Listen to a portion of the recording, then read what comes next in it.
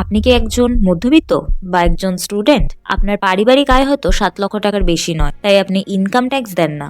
আর এই কারণেই প্রত্যেক বছর প্রকাশিত বাজেট সম্পর্কে জানার আগ্রহ আপনার থাকে না। আজ সকালে যে চাটা খেলেন, বাসে বা ট্রেনে করে অফিসে গেলেন, এই সব কিছুরই দাম নির্ধারণ মূলত একটা দিনেই ঠিক করা হয়। কোন দিন জানেন? বাজেটের দিন।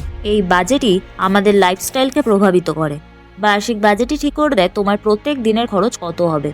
মানে বাজারঘাটে কিনতে পাওয়া সবজি, মুদি মশলা, মাছ, মাংস, কাপড় কাচার ডিটারজেন্ট প্রভৃতি নিত্য প্রয়োজনীয় জিনিস থেকে শুরু করে গ্যাস, কারেন্ট, ইন্টারনেট, ট্রান্সপোর্টেশন প্রভৃতি সার্ভিস যেগুলি তুমি উপভোগ করো।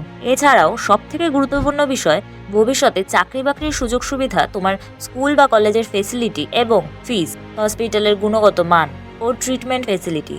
এছাড়াও লং টার্ম ফিনান্সিয়াল সিকিউরিটি থেকে শুরু করে তোমার সেভিংস পর্যন্ত এই বাজেটের উপরই নির্ভরশীল। তাই জেনে রাখবে, ভারতবর্ষ যদি একটি ফসলে পরিপূর্ণ মাঠ হয়, তবে বাজেট হলো সেই মাঠে ব্যবহৃত সার।